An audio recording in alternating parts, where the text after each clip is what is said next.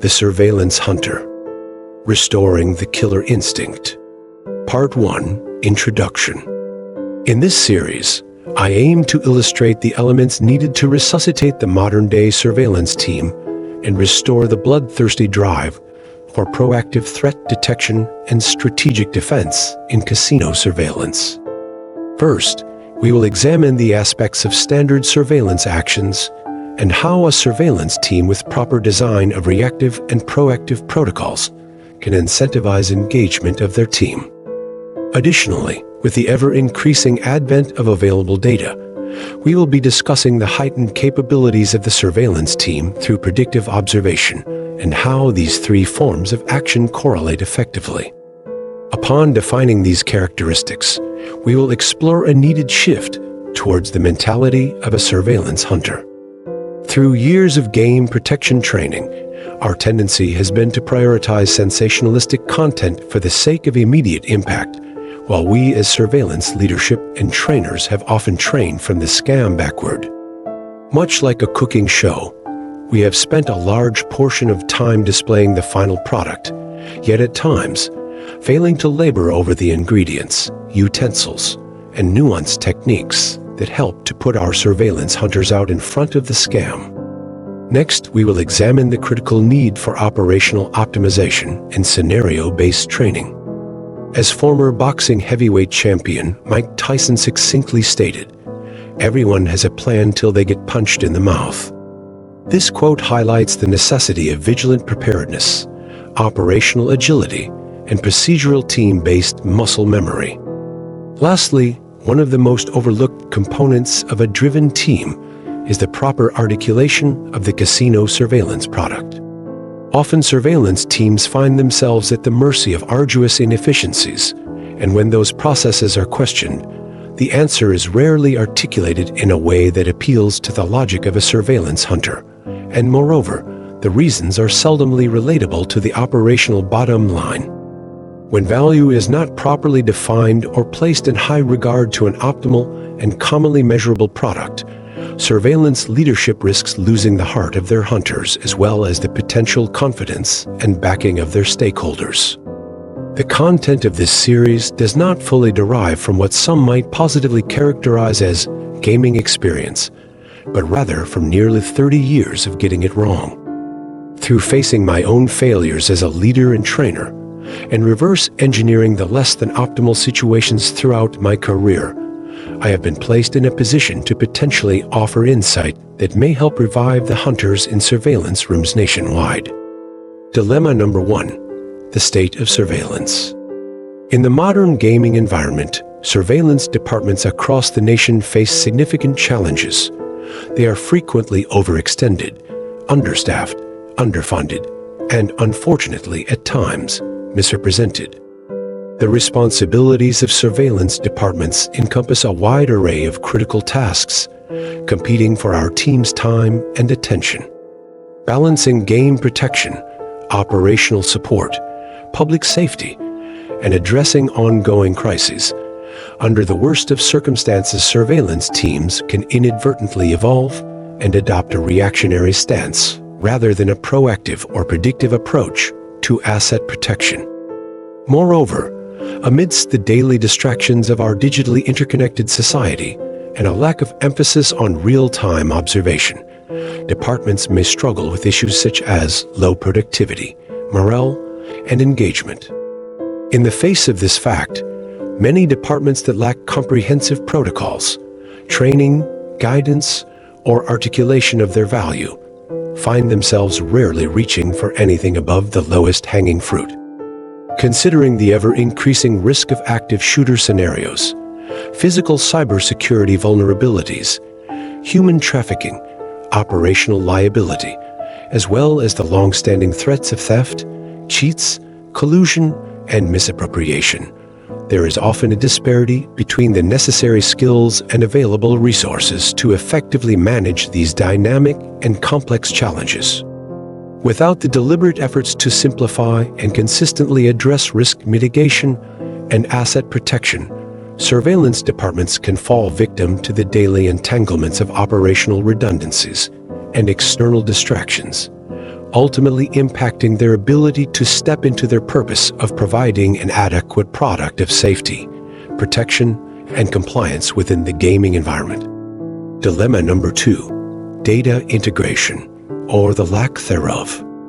As modern surveillance departments increasingly acquire access to operational software and data, such as point of sale, player loyalty, financial records, behavioral analytics, and facial recognition, a wealth of tools emerges to empower motivated surveillance agents. However, like any sharpened blade, these tools have dual-edged implications. In the absence of proper data accumulation, analysis, and action, surveillance teams risk either being oblivious to the big picture or alternatively inundated with extraneous or non-actionable data. With a data consumption gap, teams never fully realize their potential of predictive observation, yet an overload or lack of proper data application can impede their ability to swiftly identify subtle, yet significant indicators of risk in the data that is relevant. Moreover, without a firm commitment to align the availability of these tools with the complementary aspect of strategic, proactive, and predictive observation, surveillance teams may become complacent and assume a reactive stance, only addressing issues once irreparable and painfully obvious damage is evident in the data. Conversely, teams that fail to effectively leverage the availability of data and rely solely on daily observation may find their insights lacking the appropriate context and illumination of actionable trends. This approach may result in superficial remedies that fail to address underlying issues, ultimately obscuring and exposing events that require deeper discretion and investigation beyond the initial observation. While operational data presents unprecedented opportunities for surveillance enhancement, its benefits can only be fully realized through strategic integration with proactive and predictive observation methodologies. This synergy is essential for empowering surveillance teams to detect and mitigate risks in a timely and efficient manner. Dilemma number 3, operational gridlock.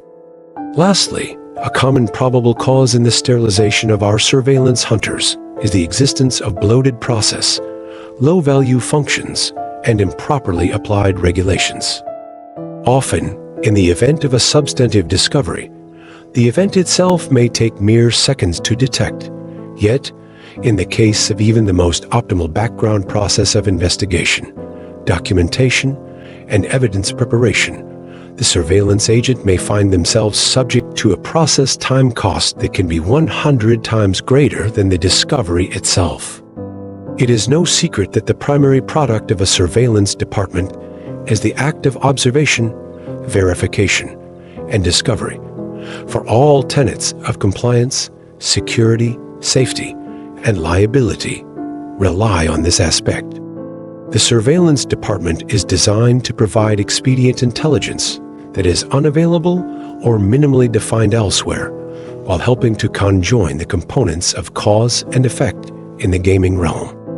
When the purpose of a surveillance department is not clearly understood or communicated both internally and externally, such departments may find themselves hanging from a rope that they themselves have created, or worse yet, one that has been created for them.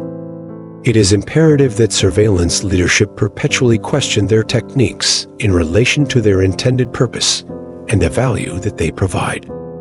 On the contrary, streamlined value-based functions have the potential to reignite the spirit of surveillance hunters and empower them to excel in their roles. Efficient process enables surveillance teams to allocate more time and attention to actual surveillance tasks, such as monitoring activities, analyzing data, and identifying anomalies. Furthermore, optimized execution promotes a culture of agility and innovation within surveillance teams. By embracing efficiency and leveraging technology, surveillance teams can operate with greater adaptive flexibility, allowing them to stay ahead of evolving threats and challenges. A bloated background process can undermine the effectiveness and morale of a surveillance team and its leadership, whereas a streamlined process has the potential to reinvigorate their dedication. By prioritizing simplicity, clarity, expediency, and value in surveillance operations, organizations can empower their surveillance personnel to thrive in their roles as vigilant protectors of their properties.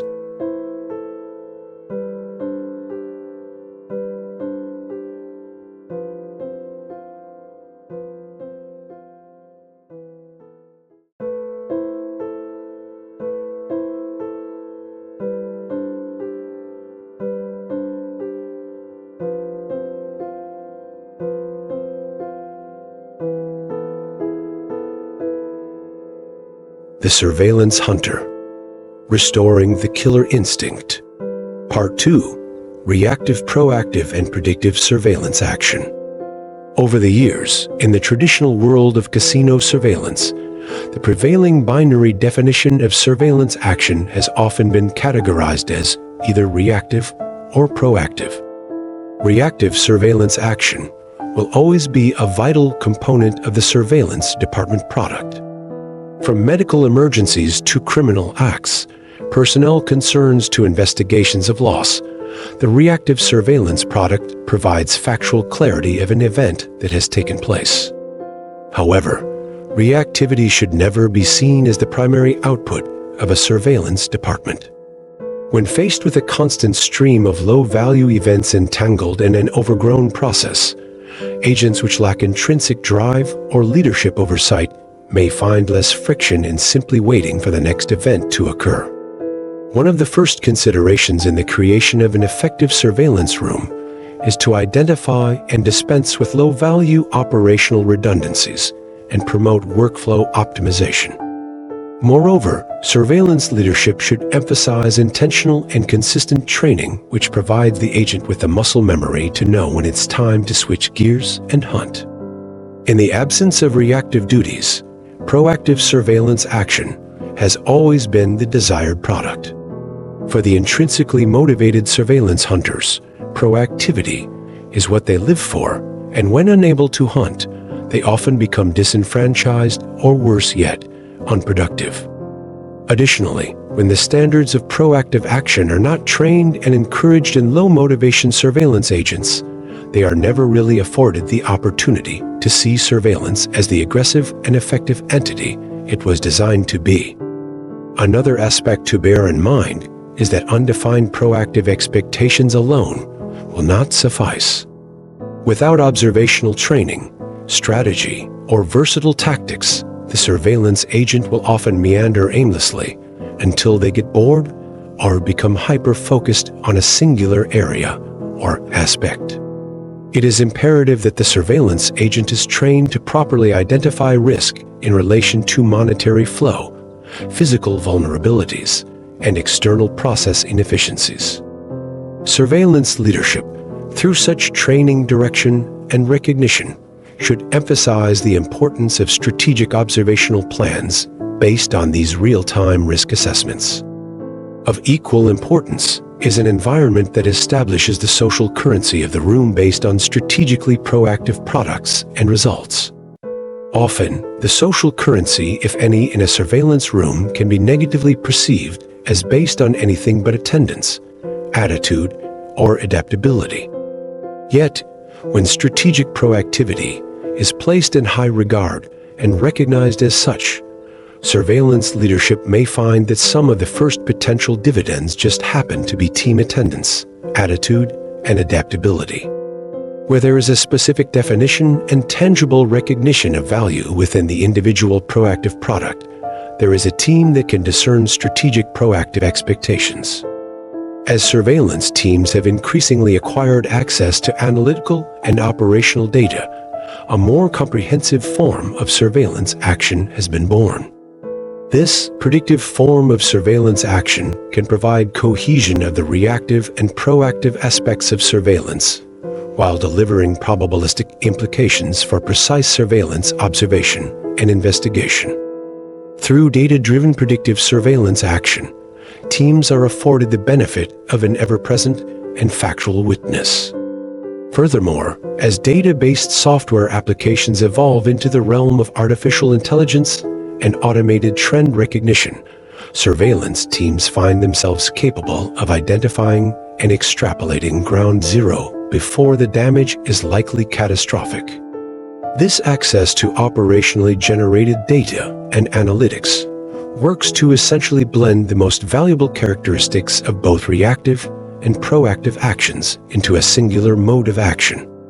With the embrace of predictive observation, the surveillance hunter is afforded the ability to proactively hunt in areas of greater probability and is provided the possibility of getting ahead of what would normally be a future substantial reactive event.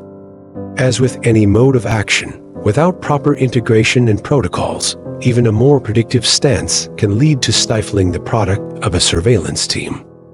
With the immensity of incoming unpruned data, teams can find themselves suffering from analysis paralysis, thereby failing to see slight, yet actionable events or trends.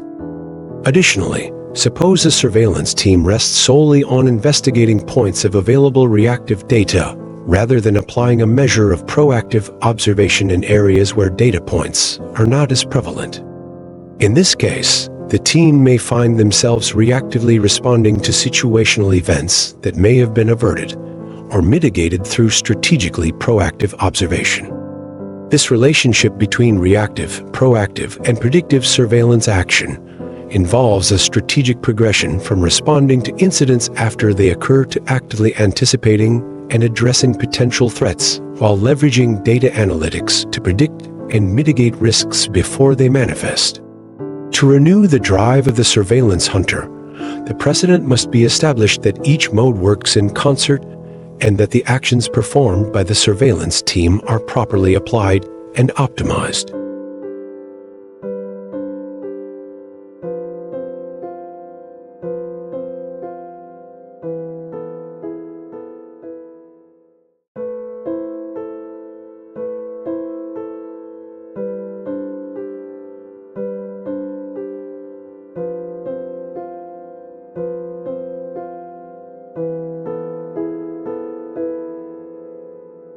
The Surveillance Hunter, Restoring the Killer Instinct, Part 3, The Training of a Hunter. For many years in the field of asset and game protection, we have developed our surveillance teams through various methods. Although some techniques have resonated with our teams, thereby providing significant results, others have failed to hit the mark due to improper presentation, application, or follow-through. Often surveillance teams are taught by their trainers and leaders from the scam backward, with an emphasis on the final act or event itself, sometimes more so than the indicators and strategies to defend against such events. As results fail to consistently materialize, surveillance teams tend to lose the proactive invigoration and fall back into the daily grind of simply completing reactive obligatory process. Commercial and tribal casinos alike have made immeasurable investments in game protection trainers, conferences, and content. In some cases, these expenditures have been made to develop and affirm the skill of their hunters, while in others, it can be likened to that of performing CPR on a lifeless department. Sadly, in some cases, the information received may only temporarily stimulate the team, providing a momentary glimpse beyond the clouds of daily operational tedium.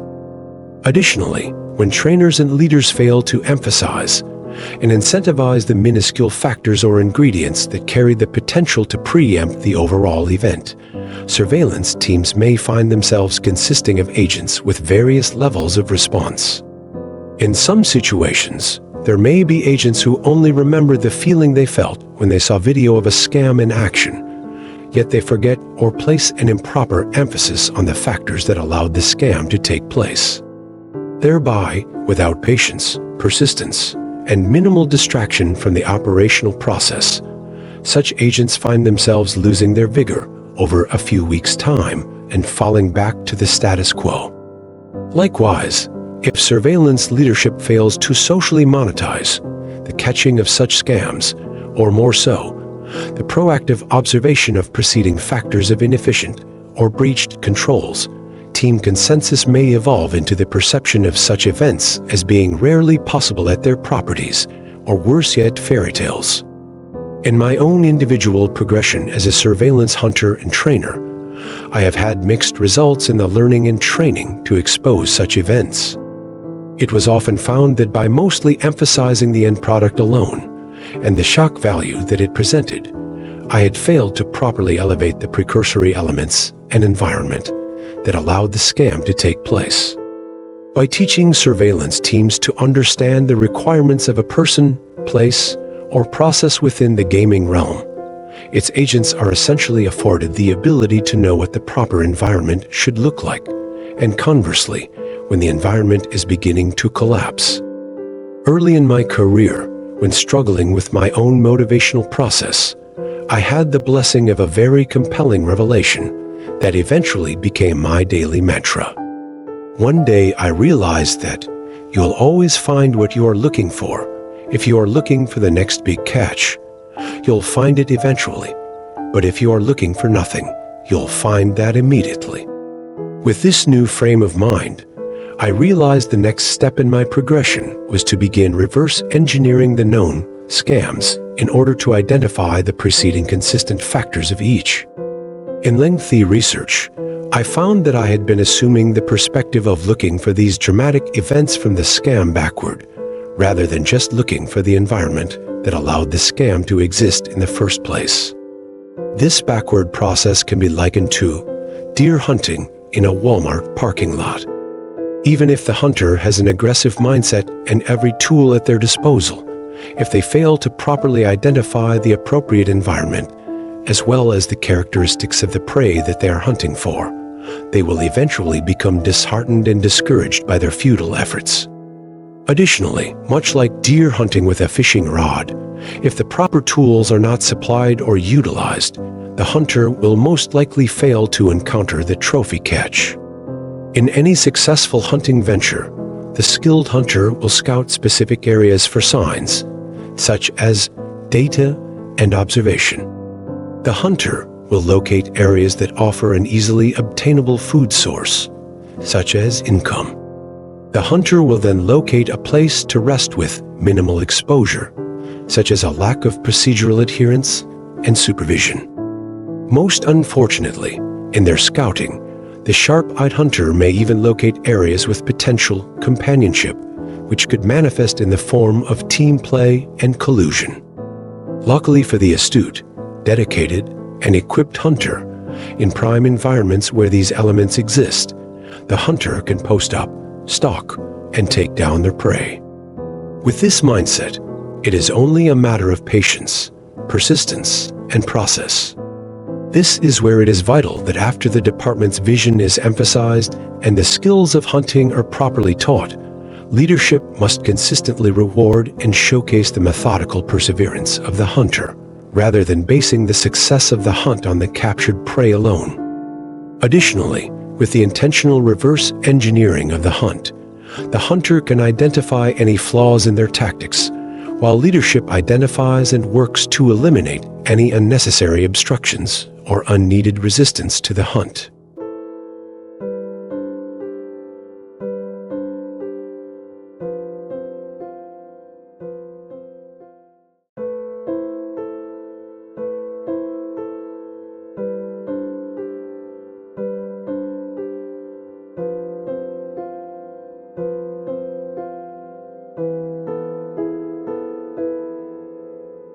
The Surveillance Hunter, Restoring the Killer Instinct. Part 4, Game and Situational Changes.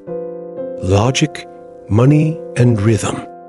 In attending a game protection conference in 2001, the speaker made a statement that created in me a chain reaction of thoughts, leading to a later discovery that provided a very simple template for identifying deeper issues while in the mode of proactive observation.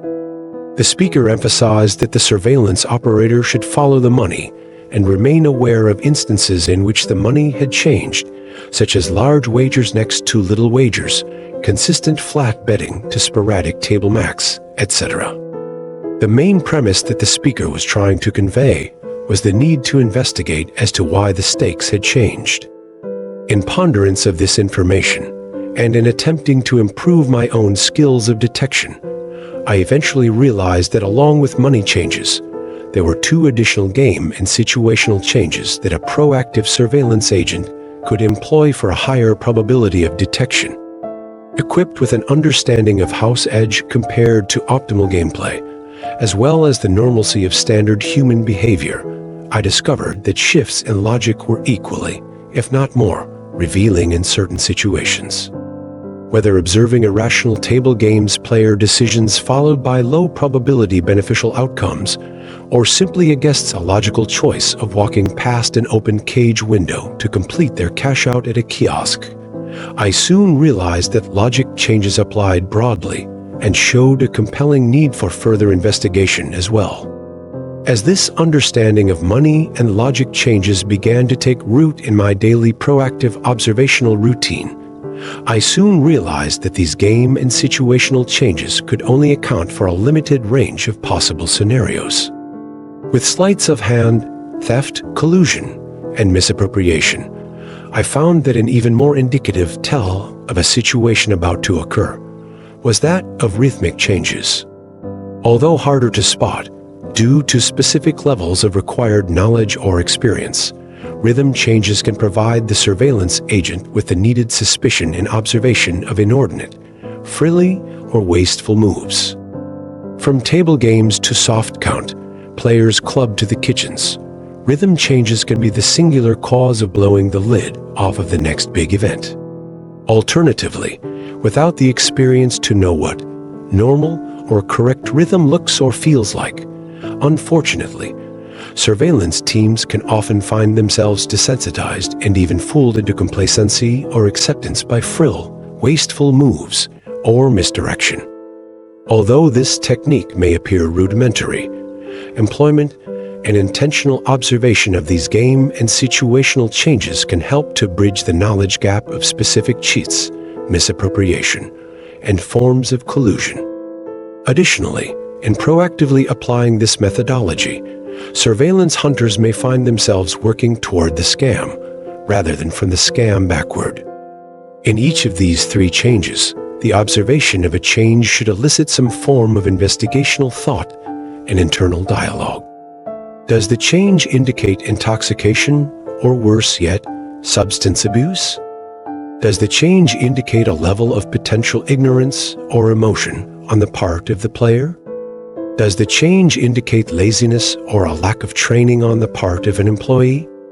In considering these scenarios among so many others, this approach requires the surveillance agent to ask the most important question of all: what knowledge does this person have that no one else is privy to? When surveillance teams are taught to consistently and innately classify even the most minuscule of observations into one of these categories, their proactive observational periods most often gain clarity, purpose, and effectiveness.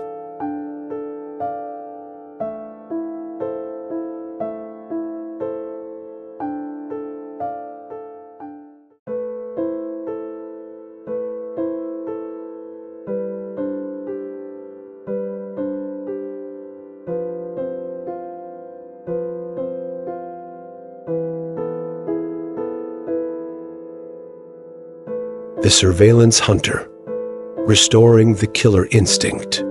Part 5, Process Efficiency.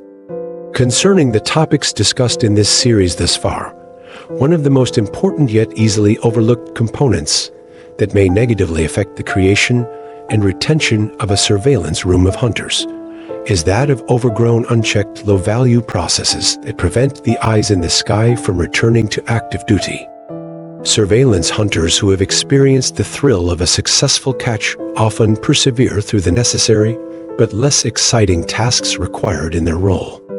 They recognize that these tasks, when optimized, are essential.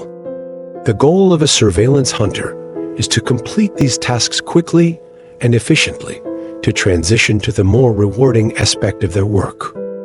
Oftentimes, your surveillance hunters continually calculate value versus cost and are generally the ones who will do their best to bring to light more effective solutions.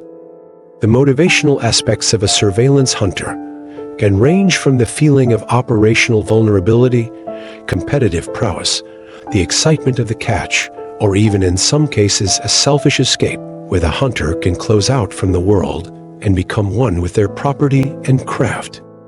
In either circumstance, these members of your surveillance team are often intrinsically motivated to hunt. This is not to say that this drive and skill cannot be taught. It is just rarely properly cultivated. Inversely, surveillance personnel who are apathetic or operationally oblivious may simply go through the motions while lacking engagement or awareness of their team and surroundings. They might show disinterest or indifference towards their duties, thereby resulting in suboptimal performance and reduced effectiveness in detecting and responding to threats.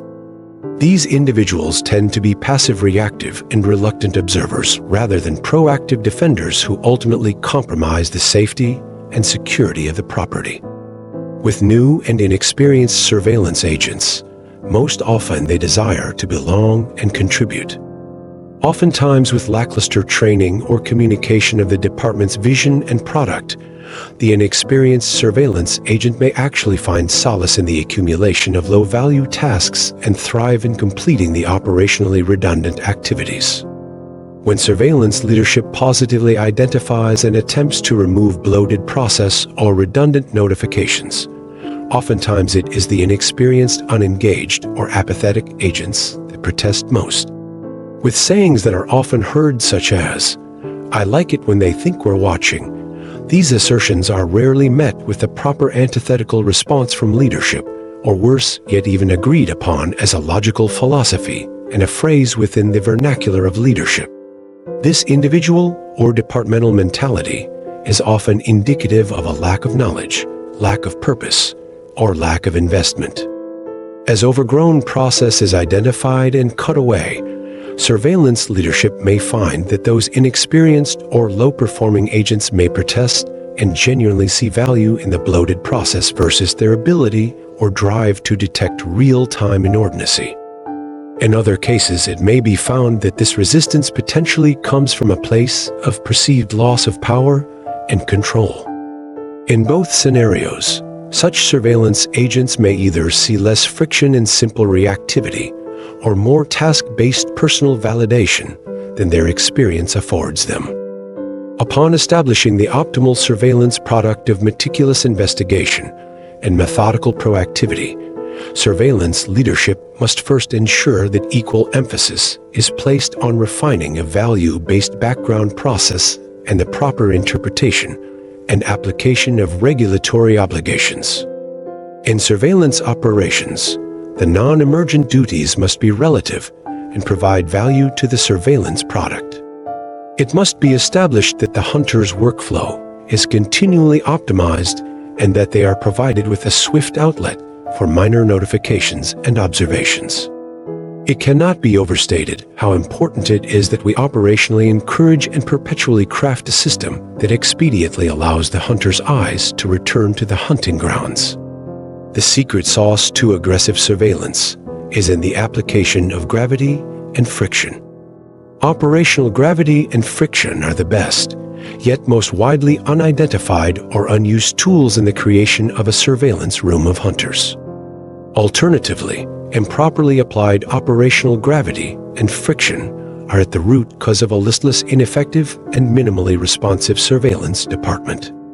Just as water flows downhill in the direction of the gravitational pull, we find that the water will move in the path of least resistance. Likewise, when the gravity of encouragement points towards anything other than the efficient product of a surveillance department, agents may be gravitationally drawn to things that do not align with the goals of our stakeholders, or worse yet, find less friction or lack of discipline in mediocrity. This should illuminate to surveillance departments nationwide the value of the surveillance hunters who strive to hunt in subpar conditions and remain aggressive even when the current department's gravity and friction makes it easier to remain strictly indifferent and reactive. Your hunters are often undervalued, bogged down, and in some cases, negatively subjugated by looking for what others may view as fairy tales. With a lack of operational support and intrinsic motivation to hunt, most surveillance agents will eventually revert to the mean of mediocrity. Whether we like it or not, whether we acknowledge it or not, we as surveillance leaders create operational gravity and friction on a daily basis. If we fail to remain aware of this fact and intentionally establish the proper forces of gravity and friction within our departments, we risk our agents being drawn in the wrong directions and workflows that inevitably follow the path of least resistance. The elements of gravity and friction exist in our departments as we speak. It is merely a question of what these forces lead to and whether your low performers or your hunters feel it the most.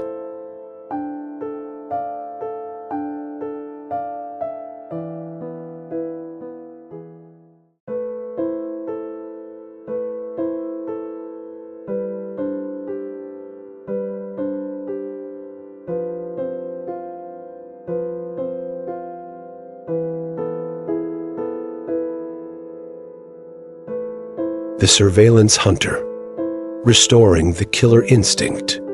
Part 6, Motivation and Muscle Memory.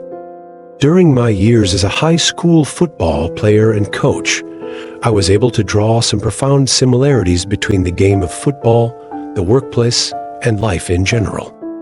The object of any game is to win. The reason we set out on our paths both professionally and individually is to win at life. In testing our limitations and finding camaraderie within a strategic system, and for a finely defined goal, we soon discovered the meaning in this exchange for our exertion. Without clearly defined end zones, a football team would find it impossible to score, just as without goals the surveillance hunter is the first to sense the futility in actions for the action's sake alone. When a player is running with the ball, the end zone defines the direction in which to run, just as it defines the common goal of the entire team. When surveillance leadership fails to see any resemblance of scoring through team investment or individual perseverance, we must ask ourselves some very needed questions. Do we coach and drill our team's execution into muscle memory? Have we even developed a game plan? Do we wait to coach until we are losing? Do we keep moving the goalposts? Have we failed to place the end zone at the correct end of the field? Do our people even know what game we are playing? In these cases, we should not be surprised when our ball carriers eventually quit running and sit down on the field of play, creating their own games, or worse yet, just walk off of the field in frustration. Additionally, if players are not made aware of the sidelines and what is considered out of bounds, you may find a team that struggles to work within its required boundaries, therefore breeding unsatisfactory behavior, with little thought of a forward direction. When taking into account the comparisons made of end zones and sidelines to that of scoring and boundaries in the surveillance room, I would be remiss to fail in bringing to light the most indicative field marker of all: the yard markings. Every football field consists of a 100-yard field of play. Once your team has gained possession of the ball, your offensive squad is allowed 4 attempts to gain at least 10 yards for a chance to start over with 4 new attempts. The most consistent object of the game is to control the ball while methodically marching your team down the field to score. If your offense fails to advance the ball by at least 10 yards within 4 tries, the ball is then turned over to the other team, at which time your team is now on defense, trying to prevent the opposition from scoring. In football, work, and life, we aim to score, at times failing to recognize a win as every yard gained and reverse engineer every yard lost. In football, the scoreboard isn't updated until the ball has crossed the goal line. In life, and more specifically in surveillance, scoring should be a fluid, recognizable event with every advance or decline in yardage. In our realm, it should never be solely the touchdown that determines success. It's the execution, the yards gained, and the yardage taken while on defense. Often, football players without proper strategy and leadership will worry more about how they look in the uniform than how they can use the tools provided to them to advance the ball down the field. Comparatively, surveillance teams who fail to establish a unified goal often worry more about their singular perception and recognition than elevating, assisting, or mentoring those lined up next to them. It is the ultimate responsibility of surveillance leadership to define the practice, purpose, and plan for every position on the field. Every member of the team must be taught the mechanics of their role and how their execution contributes to the play's success. Not all players will carry the ball, but all players will carry the result. Similarly, in the immediate moment, not all surveillance agents will sit on the precipice of the next big scam, but the fingerprints of a healthy team will be all over the outcome. Every team consists of equipment managers, players, captains, coaches, and owners. It is vital that each role be unified in responding appropriately with the skill set and motivation required of their role. For instance, if equipment managers fail to provide properly and efficiently operating equipment, the players are hampered and unable to provide the most precise and timely product. Additionally, if the team captains fail to place the team on their back and provide adequate on-the-field leadership and situational clarity, the players may tend to create their own audibles, leading to the path of least resistance or selfish individual recognition. Even more so, the role of a coach is greatly diverse and carries with it the potential to create a winning or losing team. The coaches are responsible for implementing the practice of technique, development of the game plan, assignment of the starting lineup, and calling of the individual plays.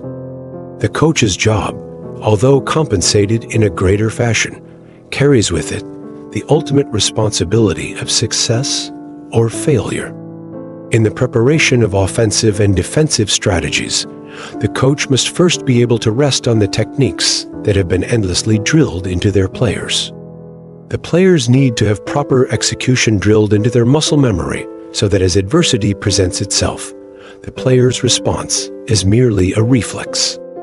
If players are not exposed to regular emergent situational exercise, or worse yet, not provided the correct techniques, the coach will find that the game plan is unable to be executed and will often lead to a loss.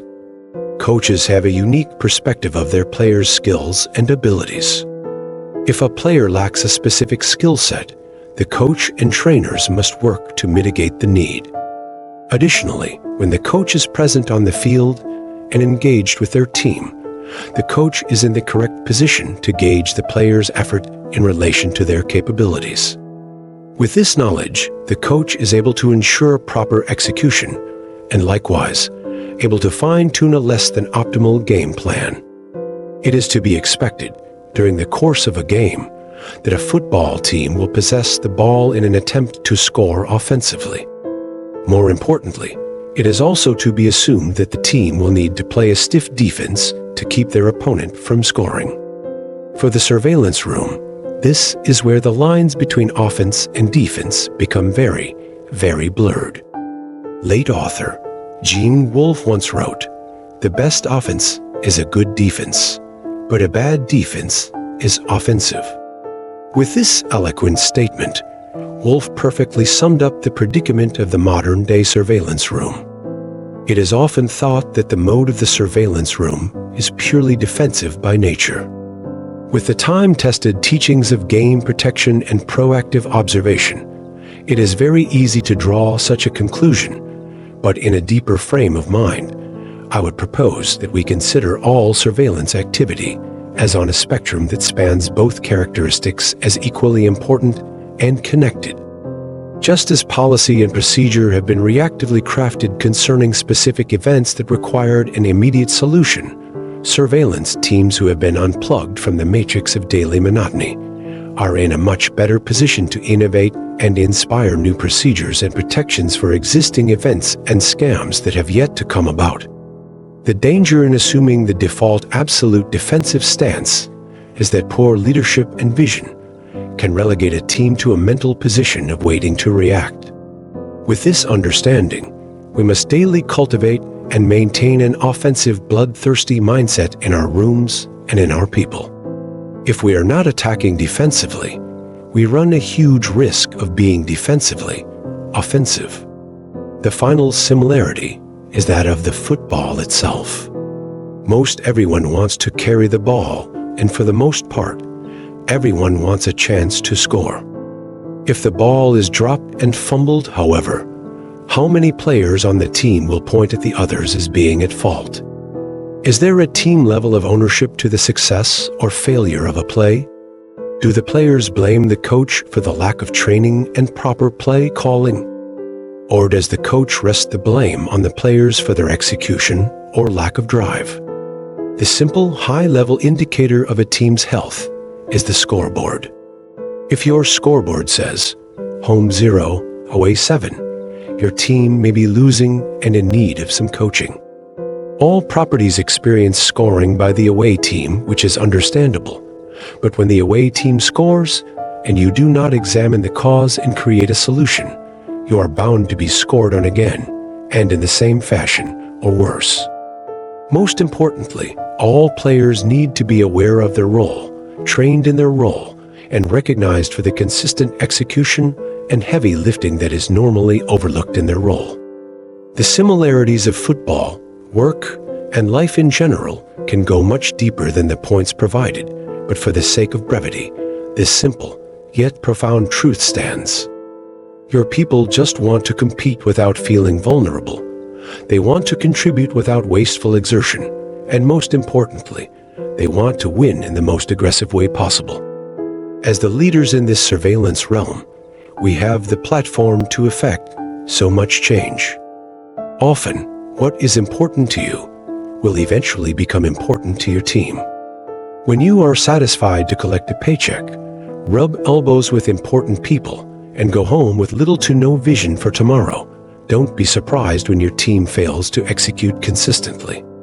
When your team is shown the daily attitude of a coach in a hunter's mindset, your team will better discern what their expectations are and naturally acclimate to them.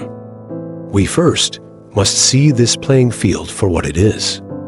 We first need to work towards the perfecting of our own craft. But most importantly, we need to be the first with the desire to win for the sake of winning alone.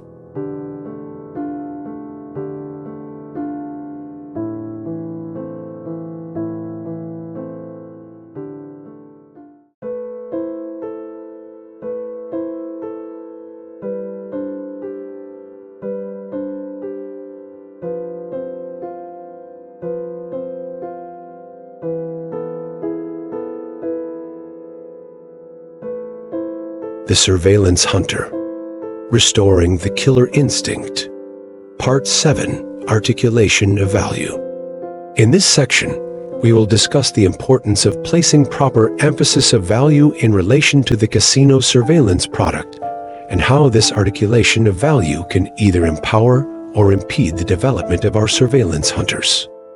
If we conducted a survey in which we loaded 100 random citizens onto a tour bus and parked them outside of the nearest General Motors manufacturing plant, and asked them what product they thought was produced inside the plant, the resounding answer would most likely be that of vehicles.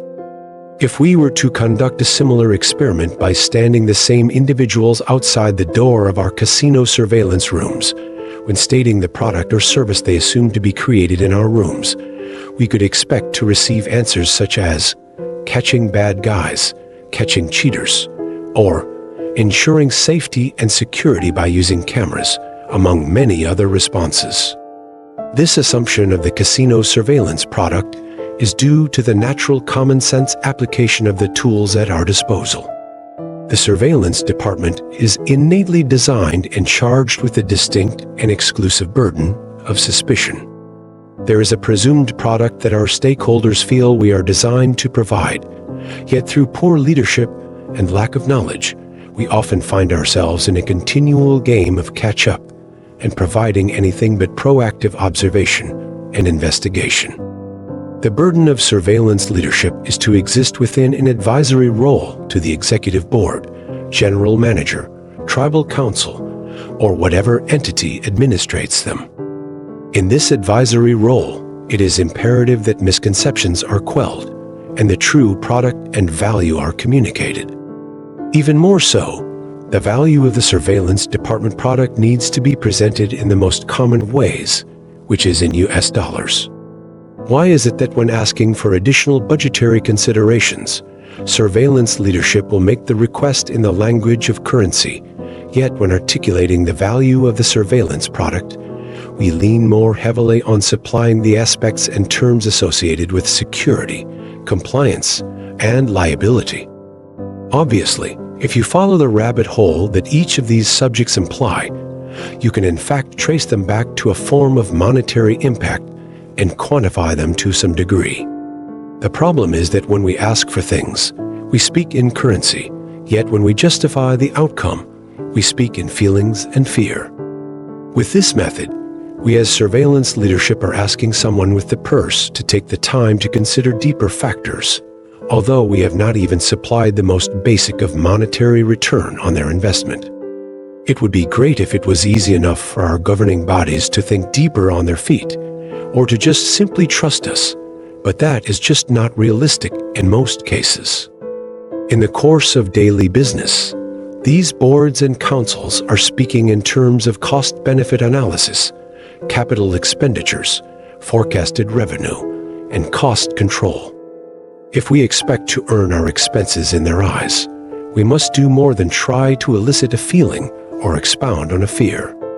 We as surveillance leadership need to start speaking this monetary language and articulating our value in what they can understand immediately. As we continue to improve our ability to communicate the value of our product externally, we must likewise bring this mentality to our teams internally. We can try to provoke a team-building atmosphere and product-based outlook by placing overused slogans above the door, or we could hang pictures of serene mountains and streams with phrases to invoke their inner strengths. Unfortunately, the motivation for most of your team to come to work today was simply to get paid. I am not saying that positivity has no place and that it does not work to unite the team. I am simply saying that our teams cannot fill their stomach by seeing a picture of a cheeseburger hanging on the wall. Our teams need to be able to equate their exertion to a tangible form of currency. I can hear the comments of the critics as I write this and would like to provide a little further clarity to my argument. I am not implying that our teams should be paid extra on a daily basis in relation to their investment in the goals of the company and the product that they had produced. I am, however, stating that as our teams can equate a value to their daily product in a common form of monetary measure, our teams begin to measure their efforts monetarily and adopt a more fitting risk assessment template to their daily activities. Let me explain further. In the early part of the year 2012, as the day shift supervisor in our surveillance department, I struggled with quantifying the value of our product so that we as a proactive team could have something tangible to hang our hats on. I wanted to provide an additional measure of productivity other than my own observations and opinions alone. The product of that endeavor was what came to be known as the MSR. MSR stands for Made, Saved, or Resolved. The goal of the MSR was to take into account the time my surveillance agents spent performing reviews, locating monetary errors, violations, investigations, scams, and any applied value that was at stake. The thinking behind the process was that if, for example, an agent performed a 10-minute CCTV review to locate a $200 theft, and that due to the investigation, the $200 was located and returned, the agent's income was tracked in a somewhat automated spreadsheet, giving credit for the time spent on the review and the applied value of the item returned. In this process, the premise that we held on to was that there was a time cost that we had incurred, and additionally an applied value that was resolved due to our efforts. For the sake of time, I won't go into the particulars of the process, but I noticed an immediate improvement in healthy competition, morale, and productivity. My team just wanted to have a common representation of their effort and investment. At the end of the year 2012, our day shift alone had a total MSR of over $250,000. Now, in circling back to the communication with our boards, councils, and executive leadership, could we have used these numbers as a valid form of value quantification? Is the data accurate enough to support the claim of our product's estimated value? With this data, could we potentially extrapolate a potential forecast of revenue to justify investment? In my experience, speaking the common language of currency is a whole lot better than just hoping for a fuzzy tummy feeling of security and compliance in that of my executive board. Anytime the data is pushed across the table and the proper due diligence is applied in constructing the data, the burden of proof regarding the estimate or any variance thereof is on the entity receiving the data. As we have established, these entities communicate in currency, and if we are not attempting to enter this conversation with the correct dialect of dollar signs, our requests will often be viewed as simple expenditures alone. Most importantly, if we fail to create a system in which our value is not articulated and pseudo-revenue is not forecasted, chances are our existence may simply be relegated as a non-revenue generating regulatory requirement to overcome. To underscore the importance of the vigilant influence of these entities, if the executive board or council views the surveillance department product simply as a regulatory obligation, chances are that due to the friction experienced in pleading our case as anything else, the surveillance department leadership may adopt this stance as well. If surveillance leadership has capitulated to this mentality, it is only a matter of time before your surveillance team consists of reactive, toothless lapdogs rather than voracious surveillance hunters.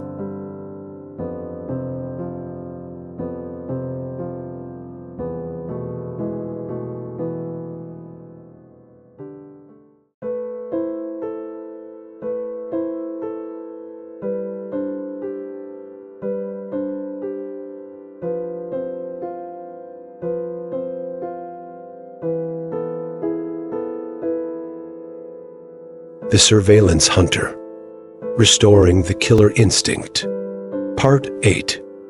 In summary, as we began this journey, we spoke of the need to resuscitate the surveillance hunters in our departments.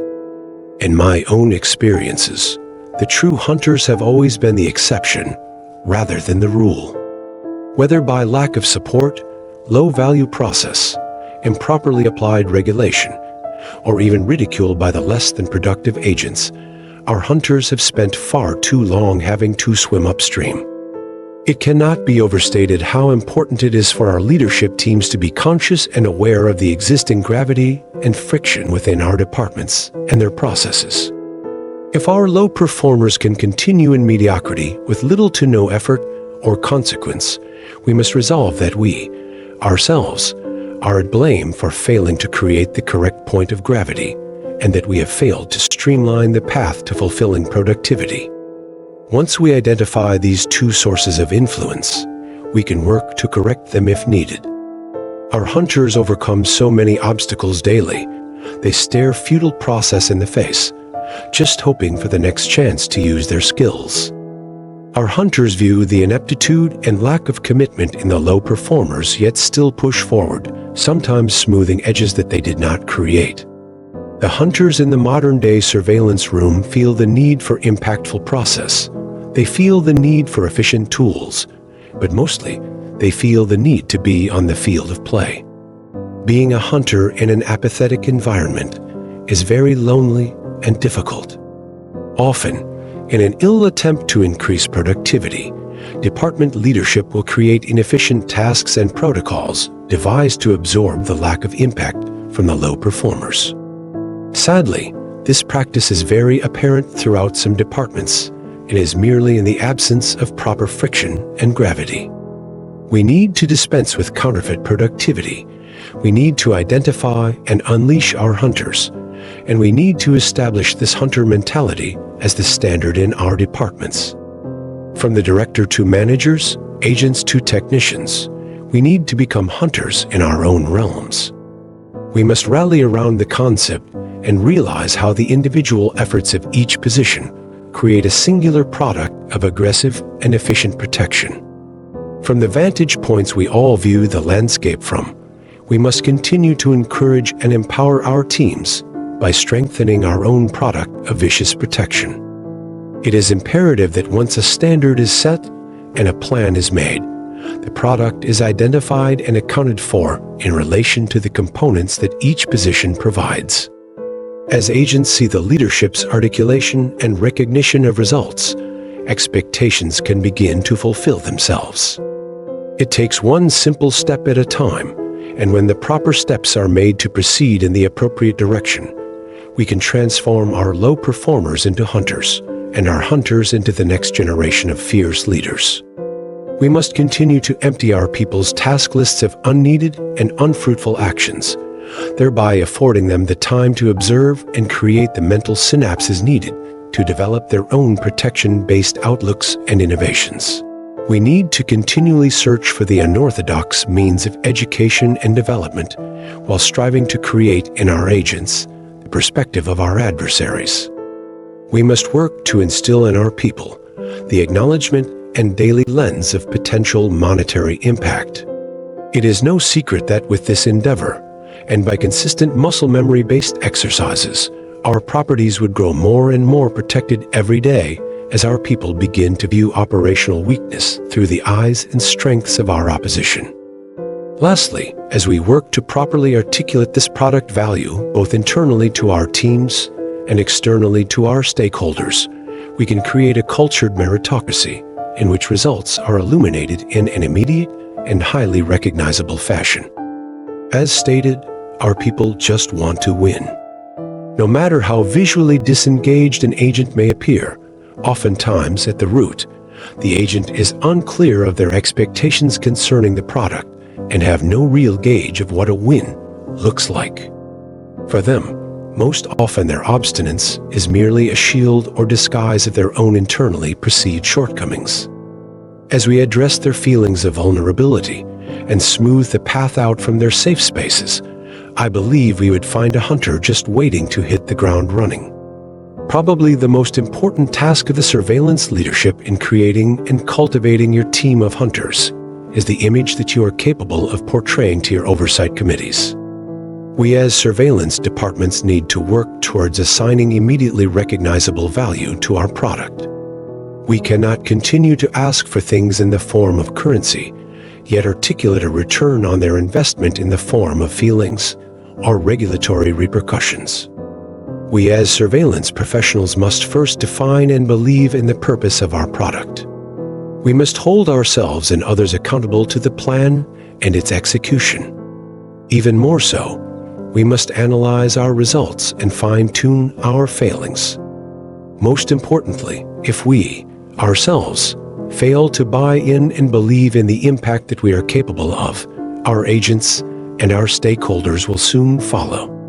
But rather, if we attack each day with this hunter's mindset, this process has no choice but to become departmentally genetic, and the schedule of results is merely a matter of time and effort.